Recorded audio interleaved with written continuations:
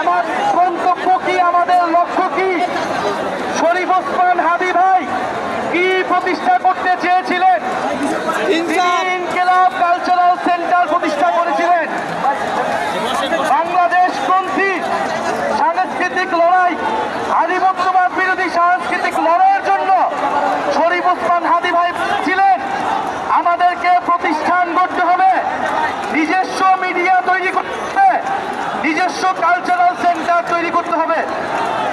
আমরা আজকে শুনেছি, দেখেছি, আজকে রাতে প্রথম আলো এবং ডেইলি স্টারে অগ্নিসংযোগ ঘটানো হয়েছে।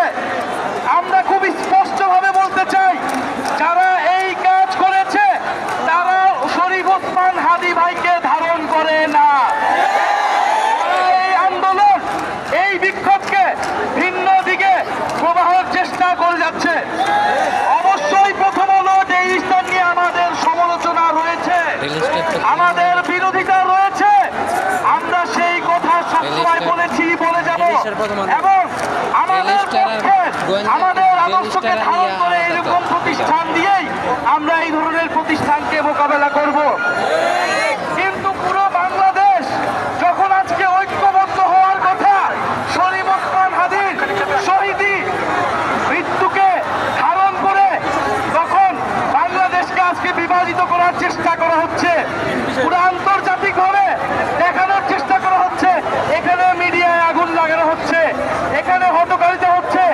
এগুলো যারা করছে তারা খুবই পরিকল্পিতভাবে স্যাবোটেজ করছে, এবং আমরা যাতে আন্দোলন গড়ে তুলতে না পারি সেই চেষ্টা চলছে। ফলে আমরা আহ্বান জানাবো, আপনারা সতর্ক থাকবেন, যে যার জায়গা থেকে।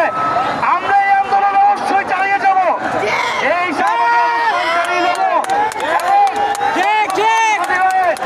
খুনিকে ফেরত দেওয়া পর্যন্ত আমাদের আন্দোলন চলমান থাকবে।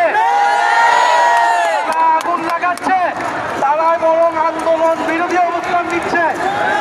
বিভিন্ন জায়গায় আমরা শুনছি সাংবাদিকদের উপর আক্রমণ করা হচ্ছে, সাংবাদিকরা এখনো বিল্ডিং এ আটক রয়েছে। আমরা সরকার এবং দায়িত্বশীলদেরকে বলবো, দ্রুততার সহিত সাংবাদিক এবং মিডিয়া প্রতিষ্ঠানের পক্ষে দাঁড়ান।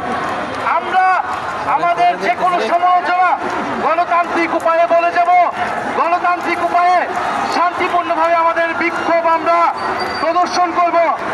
ফলে আমরা সকল রাজনৈতিক দল, ফ্যাসিবাদ বিরোধী রাজনৈতিক পক্ষকে আমরা বলতে চাই, দায়িত্বশীল জায়গা থেকে কথা বলতে হবে, দিক নির্দেশনা দিতে হবে, এবং এই যে মিডিয়া প্রতিষ্ঠানে হামলা হয়েছে এটার নিন্দা